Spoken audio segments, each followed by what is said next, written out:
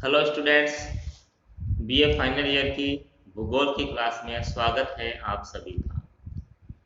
इसमें हम भारत के भौतिक विभाजन पढ़ रहे हैं। हमने उत्तर का पर्वतीय क्षेत्र पढ़ लिया था। आज हम उत्तर का विशाल मैदान के बारे में अध्ययन करेंगे।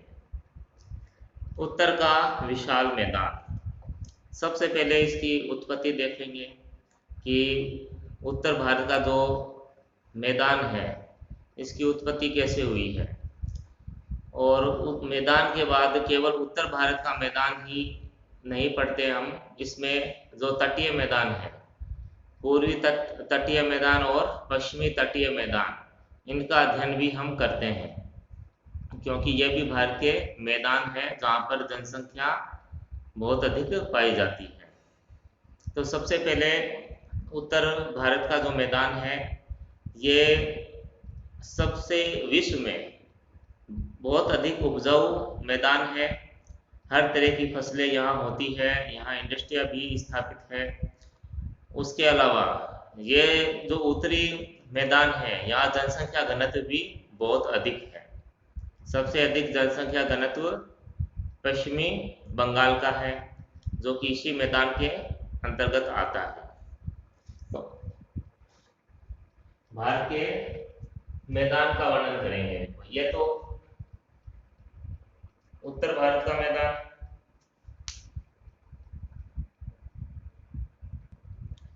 उत्तर का मैदान, यह उत्तर का मैदान है।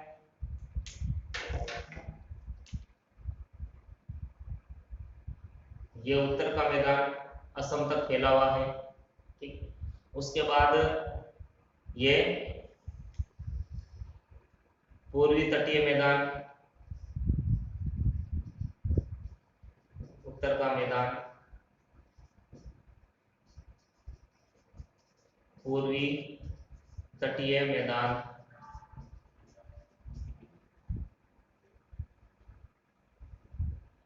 उसके बाद इस तरफ ये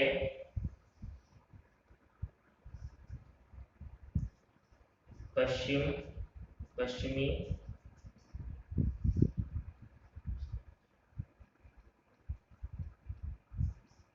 तटीय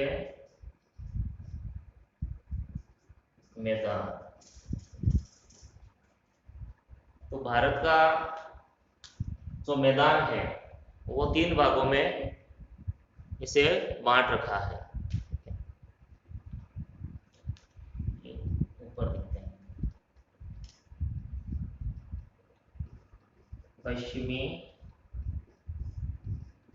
तटीय मैदान। ये भारत के ये मैदान है, ये स्थिति है, ये लोकेशन है भारत के मैदान की। एक तो उत्तर का मैदान है जो कि उत्तर में स्थित है। उसके बाद जो तटीय क्षेत्र है, पूर्वी तटीय क्षेत्र और पश्चिमी तटीय क्षेत्र, उसी के नाम पर इनके नाम रखे गए हैं, पूर्वी तटीय मैदान और पश्चिमी तटीय मैदान। तो जो उत्तर का जो मैदान है, अभी सबसे पहले देखेंगे इसकी उत्पत्ति किस तरह से हुई है। जैसे हिमालय की उत्पत्ति आपको बताई थी कि हिमालय की जो उत्पत्ति है वो इंडियन प्लेट के द्वारा हुई है। इंडियन प्लेट और हिमालय की उत्पत्ति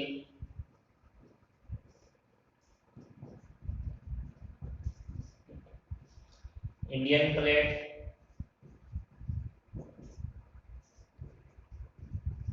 प्लस यूरोपियन प्लेट।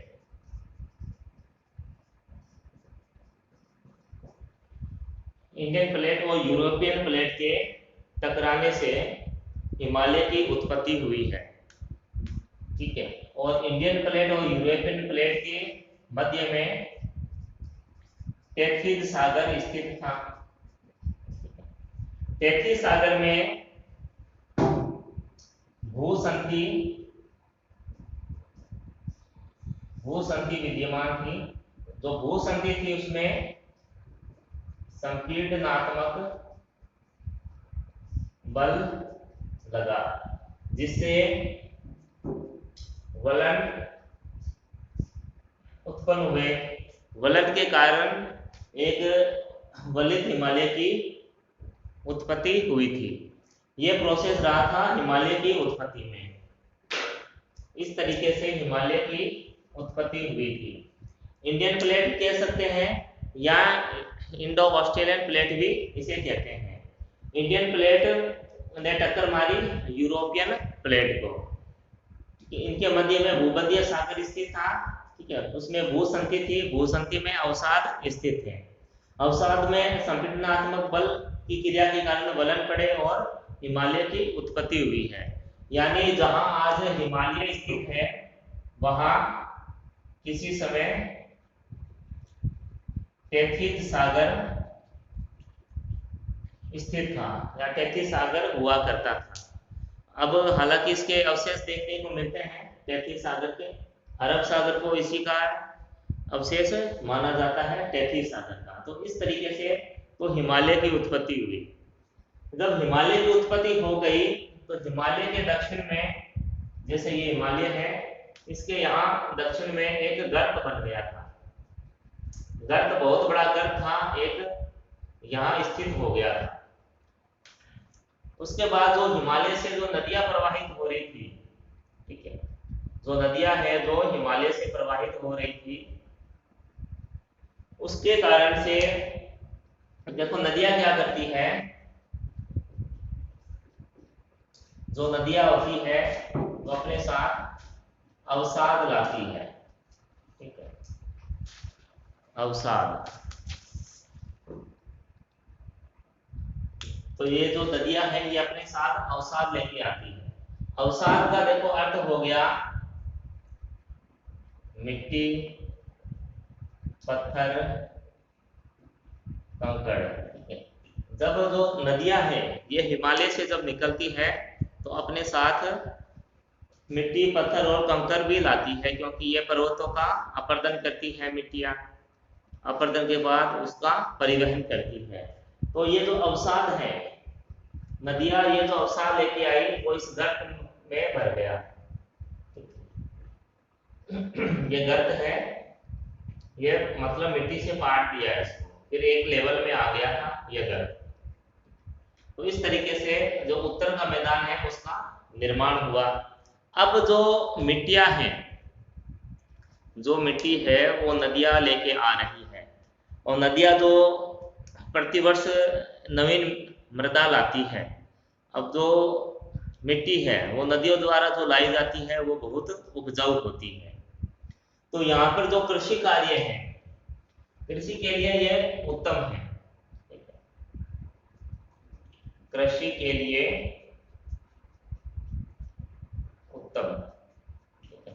उत्तम मिट्टी है वो प्राप्त हो जाती है। अब इसमें खाद डालने की भी जरूरत नहीं रहती, खाद की भी इसमें आवश्यकता नहीं रहती है।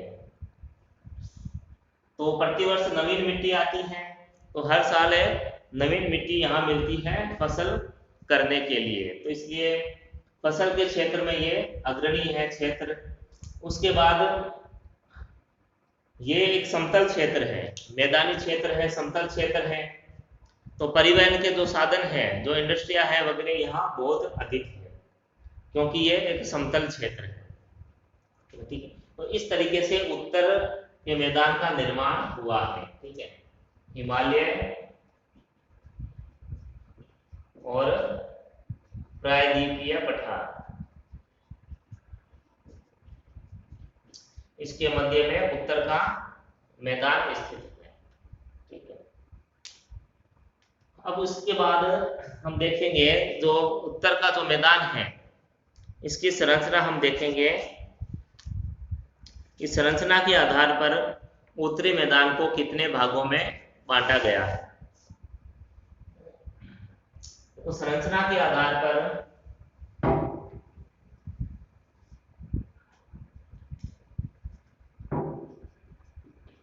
संरचना के आधार पर उत्तर के मैदान को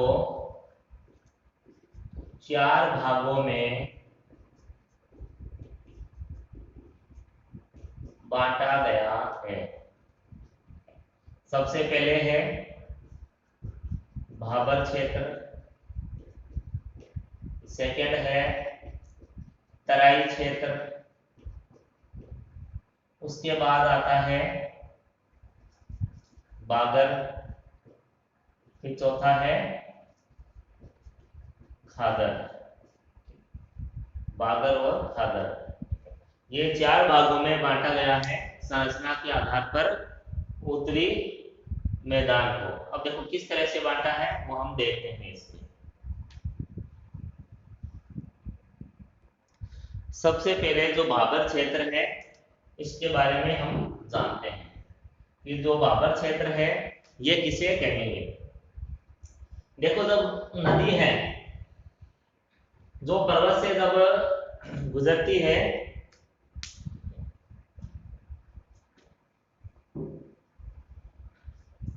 जैसे मान लो कोई नदी है, पर्वतीय क्षेत्र से जब वो गुजरती है नदी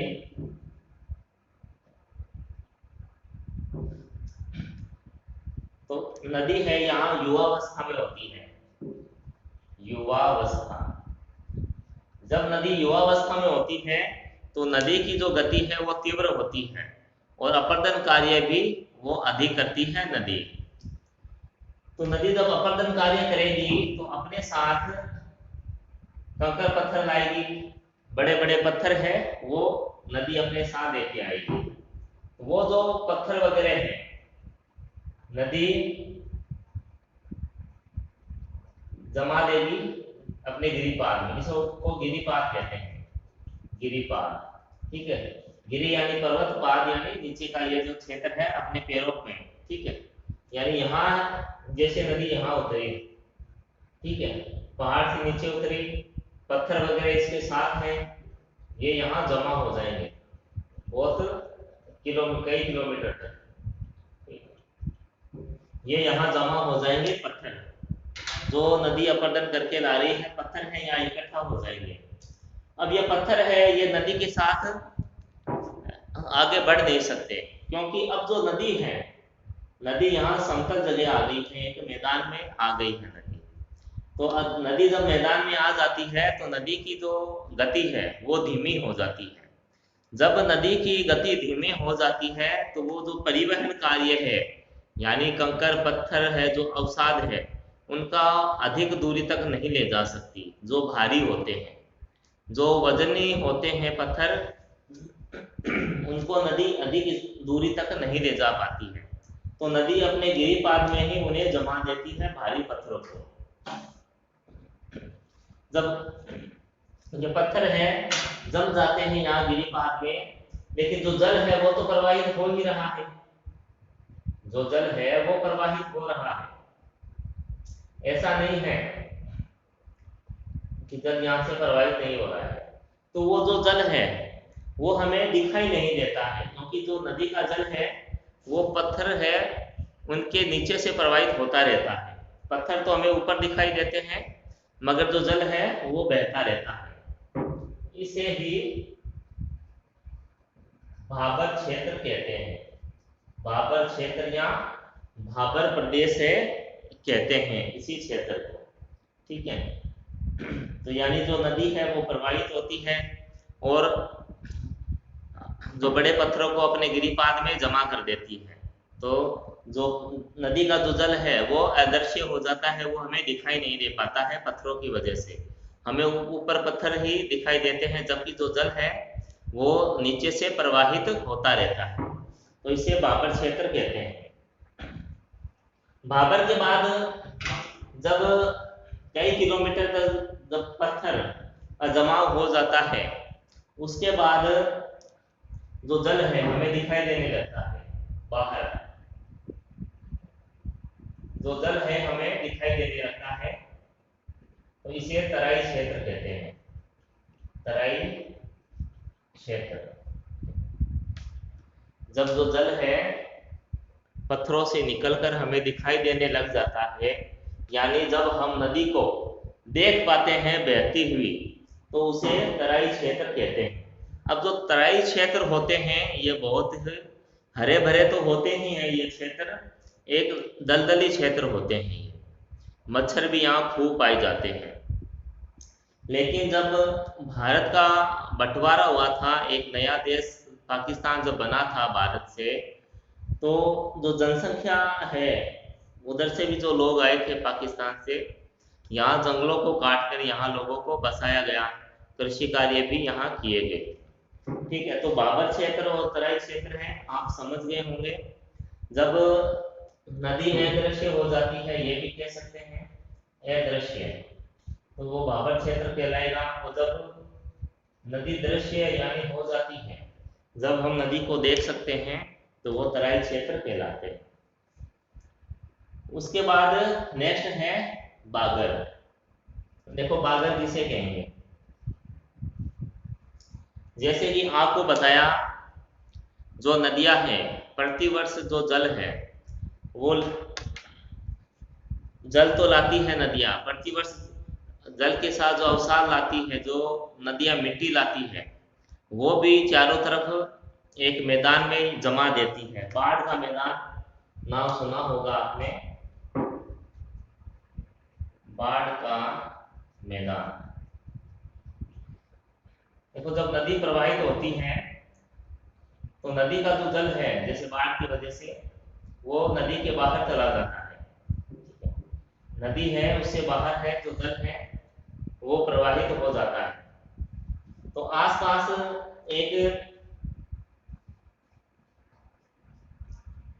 मिट्टी जम जाती है, और मिट्टी जमती रहती है, तो ये एक संरचना बन जाती है, एक ऊंची एक दीवार की तरह हो जाता है। ठीक है, तो इसे कहते हैं बागर, बागर प्रदेश या बागर, बागर मैदान।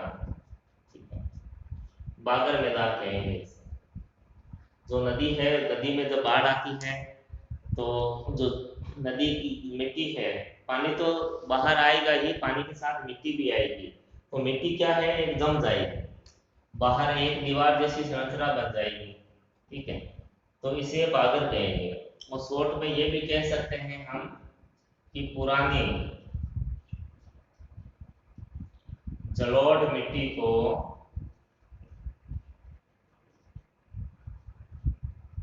बागर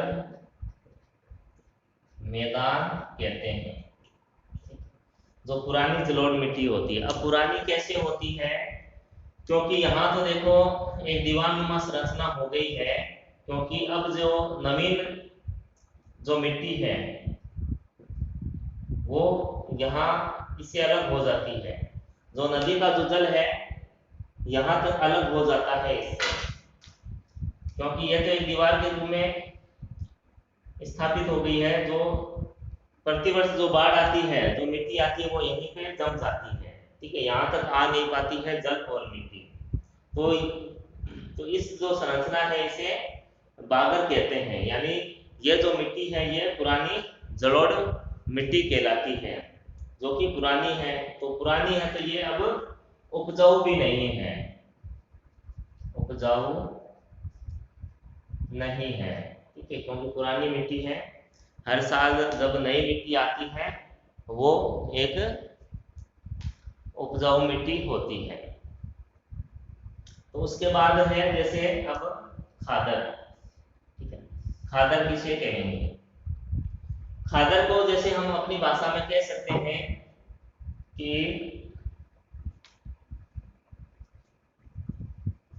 खादर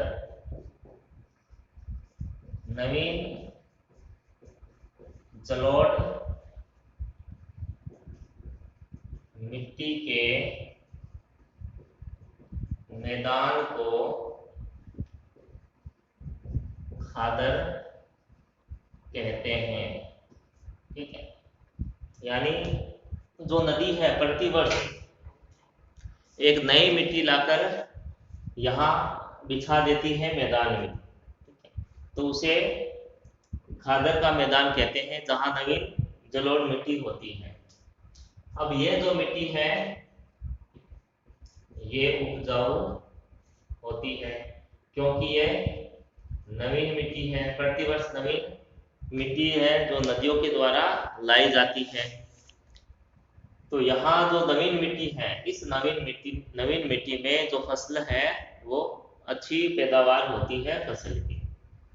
तो ये था भारत का उत्तर का मैदान, उसकी संरचना के आधार पर उसका विभाजन, उसके अलावा जो उत्तर का जो मैदान है उसका निर्माण किस तरह से हुआ है, ये सभी बातें आपको यहाँ समझाई गई है। फिर भी कुछ समझ में ना आया है तो आप पूछ सकते हैं, ठीक है। तो सबसे पहले उत्तर के मैदान, फिर पूर्वी तटीय मैदान और पश्चिमी तटीय मैदान। उत्तर के मैदान की किस तरह बना है वो बता दिया गया है, और संरचना के आधार पर जो उत्तर का मैदान है उसे कितने भागों में बांटा गया है वो बता दिया है। बाबर क्षेत्र, तराई का क्षेत्र, बागर और खागर। अब ये जो 4 भागों में जो बांटा है संरचना के आधार पर, ये बड़ा क्वेश्चन और छोटा क्वेश्चन है, इनमें से बनते हैं। कई बार पूछ लिया जाता है कि बाबर क्षेत्र किसे कहेंगे, या तराई क्षेत्र किसे कहते हैं, या बागर क्षेत्र किसे कहते हैं, या खादर क्षेत्र है किसे कहते हैं, ये पूछा जाता है। छोटे क्वेश्चन भी बनता है इसमें और बड़ा क्वेश्चन भी इनमें बनता है, तो ये पूछा जाता है। तो ये आपको समझ में आ गया होगा। तो आज के लिए इतना ही। जो नेक्स्ट क्लास होगी उसमें जो उत्तर का जो मैदान है इसका हम विस्तार से अध्ययन करेंगे, क्योंकि जो उत्तर का जो मैदान है इसे भी 3 भागों में बांटा हुआ है। पश्चिमी तटीय मैदान,